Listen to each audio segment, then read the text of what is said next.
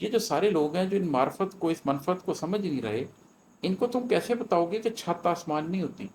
शूर तक पहुँच जाने का ये मतलब नहीं है कि तुम आसमान तक पहुँच गए हो। शूर को पकड़ देने का ये मतलब नहीं है कि तुमने कल्ब की गहराइयों को पा लिया। शूर तक पहुँचने का ये मतलब नहीं है कि तुम रमूज़ कायनात को जान जाओगे शूर की बुनियाद पर। तुम रमूज़ ज़ात को पहचान जाओगे शूर की बुनियाद पर। तुम रमूज़ इलाही को पहचान जाओगे शूर की बुनियाद पर। तुम पे कौन के राज खुल जाएंगे, ऐसा नहीं होगा। और जिसको शूर की सीढ़ी ही ना मिले, जो जहालत के अंदर ही रह जाए, शूर की सीढ़ी के साथ सफ़र ही ना कर सके, उनके लिए तो ये फासले बहुत बड़ा इम्तिहान है। एक जाहिल शख्स के लिए तो आकिल हो जाना एक बहुत बड़ा इम्तिहान है। तुम तो आकिलों को बुला रहे हो जो शूर हासिल कर चुके हैं कि आओ तुम्हें रमज समझाऊं। जो शख्स अभी शूर का सफ़र ही नहीं तय कर सका, तुम उसको रमज कैसे समझाओगे? पहले तो उसको शूर का सफ़र तय करवाना है। उसने भी, उसको तो वो सीढ़ी मैसर ही नहीं है। बिस्मिल्लाहिर्रहमानिर्रहीम। आज मैं आपको जो नज़्म सुनाने लगा हूँ उसका उन्वान है कहतुर रजाल। जैसे कहत के मौसम में, कहत के आलम में खाने को कुछ नहीं मिलता, उसी तरह एक वक्त आता है जिसमें कहतुर रजाल हो जाता है। रजाल कहते हैं मर्दों को, इंसानों को, जिसमें आपको चिराग लेके ढूंढने से भी इंसान नहीं मिलता। आपको इंसान नुमा बहुत से लोग मिलते हैं लेकिन इंसान नहीं मिलता। तो उसकी कुछ कैफियत है जो मैं इसमें बयान कर रहा हूँ। ये है कि फ़कत शूर किसे राज़े ज़ीस्त देता है, फ़कत शूर से कब कायनात खुलती है। फ़कत शूर किसे राज़े ज़ीस्त देता है, फ़कत शूर से कब कायनात खुलती है। हम समझते हैं कि एक कैफियत होती है जिसके अंदर हम जाहिल होते हैं, और उसके बाद एक कैफियत होती है जिसमें हमारे अंदर शूर आ जाता है। बस ये दो ही कैफियतें हैं, लेकिन ऐसा नहीं है। शूर आने के बाद एक तीसरी कैफियत भी होती है जिसमें आप सब कुछ जानने के बाद सर तस्लीम खम कर देते हैं और फिर आप पर कुछ मज़ीद हकीकतें खुलती हैं।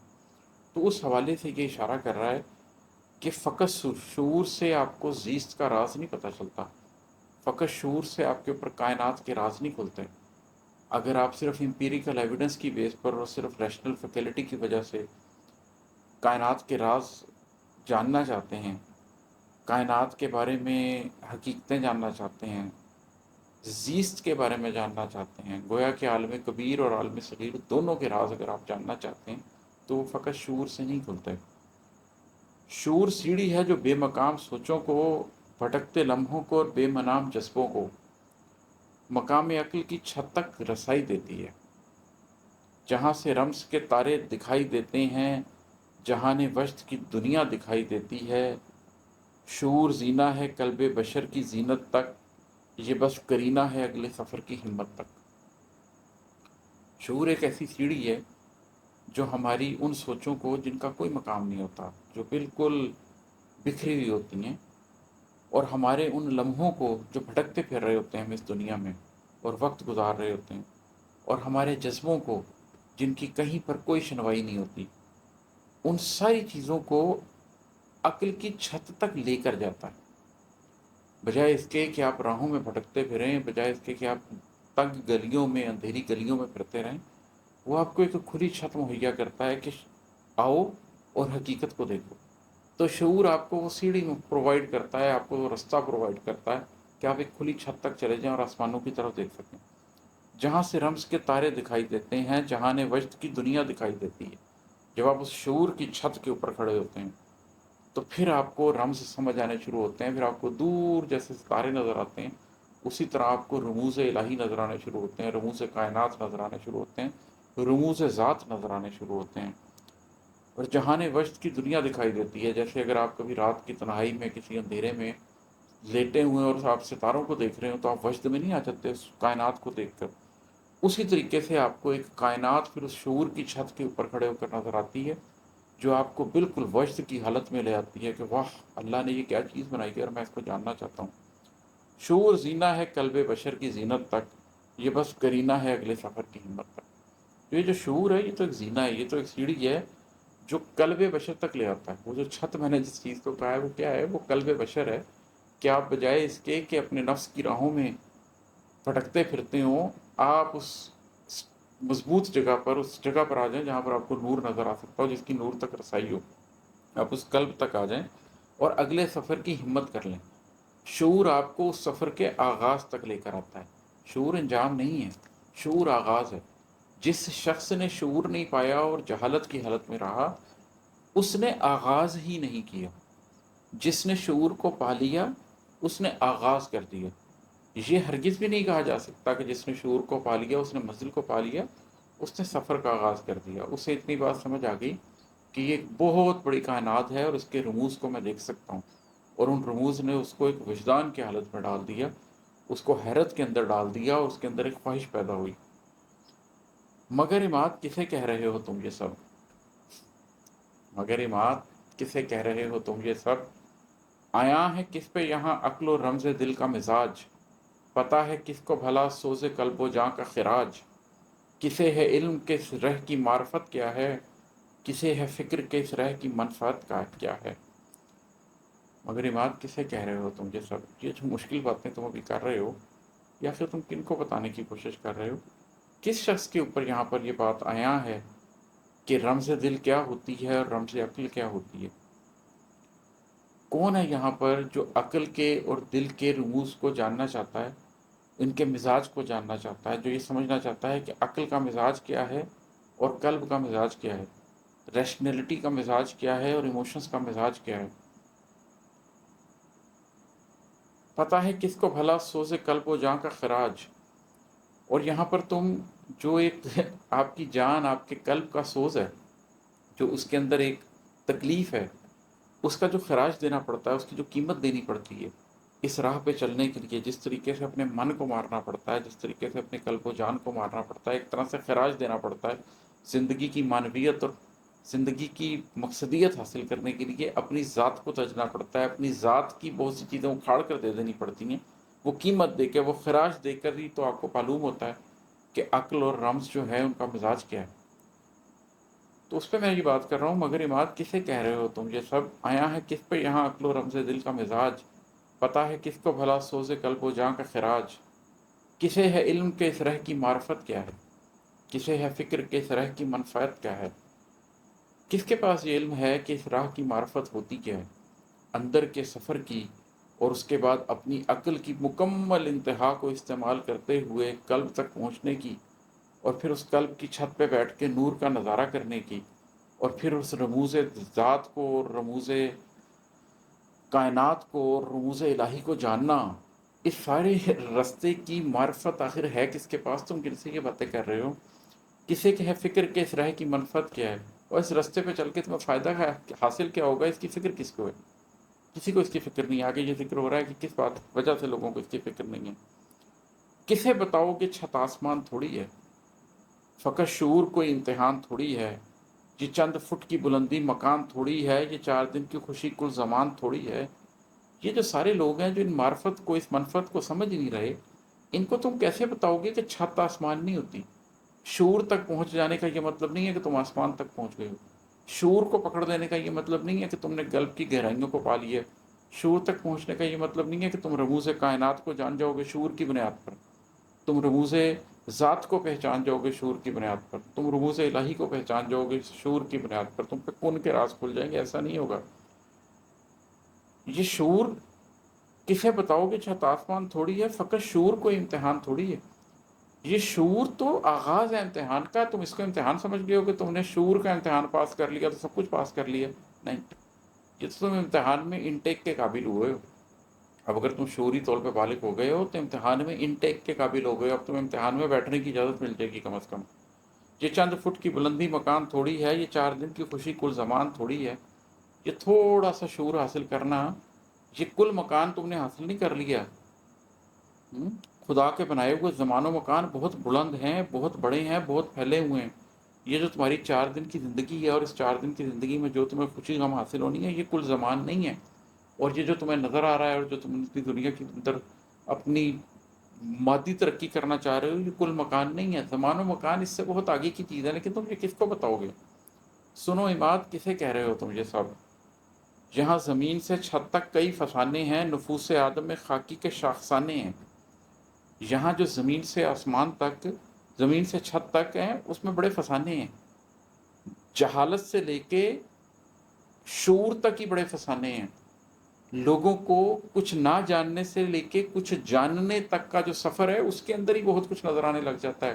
یہ دنیا ان کو اپنی طرف کھینچتی ہے، اس دنیا کی ترقی ان کو اپنی طرف کھینچتی ہے، مادی چیزیں ان کو اپنی طرف کھینچتی ہیں، مادی ترقی ان کو اپنی طرف کھینچتی ہے. تو لوگ اس شعور کے سفر میں ہی ختم ہو جاتے ہیں، وہ شعور سے آگے کے سفر کے لیے جا ہی نہیں سکتے، کیونکہ نفوس آدم خاکی جو ہے نا وہ ان کو اسی میں گھمائے رکھتے ہیں، اسی میں پھنسائے رکھتے ہیں. مکان زماں تمہیں لگتا ہے سب سمجھتے ہیں، تمہارے رمز کی باتوں کو جانچ سکتے ہیں. تمہیں کیا لگ رہا ہے کہ جو تم زمان و مکان کی بات کر رہے ہو یہ سارے لوگوں کو سمجھ آ رہی؟ وہ سارے لوگ جو اپنے زمان و مکان کی قیود کے اندر قید ہیں تم ان کو سمجھانے کی کوشش کر رہے ہو یہ ساری باتیں؟ انہیں پتہ ہے یہ سیڑھی، یہ چھت، یہ رمز، یہ دل، بشر کے قلب کی زینت، یہ منفعت، یہ ڈگر، یہ سوز قلب و جگر، رہ کی معرفت، یہ سفر. اب میں یہ سوال پوچھ رہا ہوں کہ کیا انہیں پتہ ہے کہ یہ سیڑھی کیا ہے؟ مشہور کو ایک سیڑھی کہہ رہا ہوں، انہیں سمجھ آ رہی ہے کیا یہ بات؟ یہ جو تم چھت کہہ رہے ہو کہ تم قلب تک پہنچ جاؤ گے تو تم چھت تک پہنچ جاؤ گے اور وہاں سے تمہیں آسمان نظر آئے گا، یہ بات تم سمجھ رہے ہو کہ دوسروں کو یہ سمجھ بھی آ رہی ہوگی تمہاری بات؟ یہ جو تم رمز اور دل کی بات کر رہے ہو لوگوں کو یہ بات سمجھ آ رہی ہوگی کہ دل جذبے سے آگے بھی کچھ ہے اور کچھ قلب بھی ہے اس دل کے مقام پر، اس میں کچھ اسپرچویلٹی بھی ہے اور اس میں رموز بھی ہیں، اور ان رموز کو تم دیکھ بھی سکتے ہو اور تم رموز کائنات، رموز ذات، رموز الہی، رموز کن کو جان بھی سکتے ہو. تمہیں لگتا ہے کہ لوگوں کو یہ بات سمجھ آ رہی ہوگی؟ بشر کے قلب کی زینت، یہ منفعت، یہ ڈگر، یہ جو تم بشر کے قلب کی زینت کے اوپر پوری بات کرنے لگے تھے، یہ جو تم نظم سنانے لگے تھے، تمہیں لگتا ہے لوگ اس بات کو سمجھتے ہیں؟ وہ قلب کو سمجھیں گے تو قلب کی زینت کو سمجھیں گے، تم انہیں کیا سمجھانے چلے گا؟ یہ منفعت، یہ ڈگر، بشر کے قلب کی زینت، یہ منفعت، یہ ڈگر، اس سے تمہیں کیا نفع حاصل ہوگا؟ تم لوگوں کو سمجھا سکتے ہو کہ یہ اندر کے سفر سے، اندر کا بنباس لینے سے اور اس کی قیمت دینے سے، اس کا خراج دینے سے تمہیں کیا فائدہ حاصل ہو سکتا ہے؟ کیا تم لوگوں کو یہ سمجھا پاؤ گے؟ اور یہ اندر کی ڈگر تم لوگوں کو سمجھا پاؤ گے کہ یہ اندر کی ڈگر کیا ہے؟ یہ سوز قلب و جگر، رہ کی معرفت، یہ سفر، اور یہ قلب و جگر کے سوز جس کی تم پیچھے بات کر کے آئے ہو کہ یہ تمہیں حاصل ہو جائے گا اور اس راہ کی تمہیں معرفت حاصل ہو جائے گی اور یہ ایک سفر ہے جو تمہیں بہت بلندیوں تک لے جائے گا. تو میں ایک یہ سوال کر رہا ہوں، اپنے آپ سے یہ سوال کر رہا ہوں کہ اماد تم کیا باتیں کر رہے ہو؟ سنو اماد، کسے کہہ رہے ہو تم یہ سب؟ یہاں زمین سے چھت تک کئی فسانے ہیں، نفوس آدم خاکی کے شاخسانے ہیں. مکان زماں تمہیں لگتا ہے سب سمجھتے ہیں، تمہاری رمز کی باتوں کو جانچ سکتے ہیں. انہیں پتہ ہے یہ سیڑھی، یہ چھت، یہ رمز، یہ دل، بشر کے قلب کی زینت، یہ منفعت، یہ ڈگر، یہ سوز قلب و جگر، رہ کی معرفت، یہ سفر، یہ سب کچھ انہیں پتہ ہے. سنو اماد، کسے کہہ رہے ہو تم یہ سب؟ زمین پہ بیٹھے ہوئے لوگ یہ سمجھتے ہیں چھتیں مکانوں کی ہی آسمان ہیں گویا، جنہیں شعور کی سیڑھی نہیں میسر ہو، یہ فاصلے ہی بڑے امتحان ہیں گویا.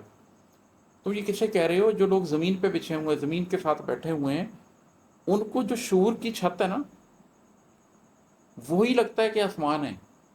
زمین پہ بیٹھے ہوئے آدمی کو یہ لگتا ہے کہ اگر اس کو ایک چھت میسر آ جائے نا، اس کے سر کے اوپر ایک چھت ہو تو اس کے اوپر غالباً ایک آسمان آ جائے گا. اسی طریقے سے جو شخص جہالت کی زمین پر بیٹھا ہو اس کو شعور کی چھت تک پہنچنا یہ لگتا ہے کہ میں آسمان پر پہنچ جاتا ہوں. اور جس کو شعور کی سیڑھی ہی نہ ملے، جو جہالت کے اندر ہی رہ جائے، شعور کی سیڑھی کے ساتھ سفر ہی نہ کر سکے، ان کے لیے تو یہ فاصلے بہت بڑا امتحان ہے. ایک جاہل شخص کے لیے تو عاقل ہو جانا ایک بہت بڑا امتحان ہے. تم تو عاقلوں کو بلا رہے ہو جو شعور حاصل کر چکے ہیں کہ آؤ تمہیں رمز سمجھاؤں. جو شخص ابھی شعور کا سفر ہی نہیں طے کر سکا تم اس کو رمز کیسے سمجھاؤ گے؟ پہلے تو اس کو شعور کا سفر طے کروانا ہے، اس کو تو وہ سیڑھی میسر ہی نہیں ہے. انہیں مکان کا مطلب مکان لگتا ہے، زمان ان کو زمانے کا حال دکھتا ہے. جب کسی کو سامنے ذکر کرتے ہیں نا مکان کا تو وہ یہ سمجھتا ہے کہ شاید آپ بحریہ ٹاؤن کی کسی پراپرٹی کی بات کر رہے ہیں، شاید آپ ڈیفنس میں گھر بنانے کی بات کر رہے ہیں. انہیں مکان کا مطلب مکان لگتا ہے، زمان ان کو زمانے کا حال دکھتا ہے. جب آپ ان سے کہتے ہیں نا کہ زمان کی بات کرتے ہیں تو وہ سمجھتے ہیں کہ آپ زمانے کی بات کر رہے ہیں کہ آج کل زمانے میں یہ ہو رہا ہے. ہاں جی، دنیا ایسی ہی ہے. تو جس کی شعور کی حالت یہ ہو کہ جب آپ اس سے زمان اور مکان کی بات کریں تو وہ زمانے کی اور پراپرٹیوں کی بات کرنے لگ جائے، تم ان کے سامنے زمان و مکان کے ذکر کرتے ہیں. انہیں گھروں کے بڑے پھاٹکوں کا روب بہت، انہیں چھتوں پہ لگی بتیوں کا روب بہت، انہیں متاع زمیں آسمان ہے گویا، بڑے مکان ہی پورا زمان ہے گویا. یہ تو وہ لوگ ہیں کہ گھروں کے بڑے بڑے پھاٹک ہو نا، کسی کا 4 کنال 8 کنال کا گھر اور ایک بڑا سارا دروازہ لگاؤ تو یہ تو اس کے روب میں آ جاتے ہیں. چھتوں پر بہت زبردست لائٹنگ کی ہوئی ہو اور آپ نے اپنے گھر کی زبردست ایلیویشن لگائی ہوئی ہو تو یہ تو اس کے روب میں آ جاتے ہیں. یہ جو متاع زمین ہے نا، یہ جو تھوڑی سے مادی ترقی دنیا کو حاصل ہو گئی ہے اور جو کسی نے بڑا گھر اور بڑی گاڑی لے لی ہے، ان کے لیے تو یہی آسمان ہے. یہ چاہتے ہیں کہ اگر ہمیں شعور حاصل ہو جائے تو ہم بھی بڑا گھر بنا لیں، بڑی گاڑی لے لیں. ان کے لیے تو شعور ایک مادی ترقی کی چیز ہے، اور ان کے لیے تو یہی آسمان ہے کہ دنیا کی 4 چیزیں مل جائیں تو یہ سمجھتے ہیں ہمیں آسمان حاصل ہو گیا. بڑے مکان ہی پورا زمان ہے گویا. ان کو زمان کا پھیلاؤ تم کیا سمجھاؤ گے؟ ان کے نزدیک تو 5 مرلے کے گھر سے 2 کنال کے گھر میں چلے جائیں تو آپ کو لگتا ہے کہ میرا زمان پڑا ہو گیا.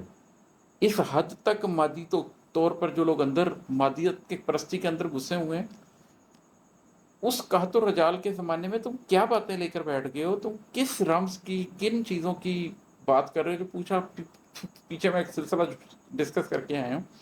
انہیں متائے زمین آسمان ہے گویا، بڑے مکان ہی پورا زمان ہے گویا.